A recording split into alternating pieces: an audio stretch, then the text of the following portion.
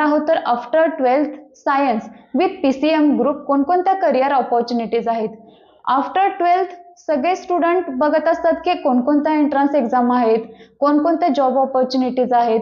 तर त्यामध्ये entrance exam कोणकोणत्या आहेत, IIT JEE, MST CET, IAT, IISER aptitude test ह्या एंट्रन्स एक्झाम आहेत. पण ह्या एंट्रन्स एक्झाम काही स्टुडंटच्या राहून जातात आणि काहींचा स्कोर कमी येतो. तर ते गडबडून जातात की आपण पुढं काय करायचं, आपण ह्या एक्झाम दिला नाही, स्कोर कमी आला.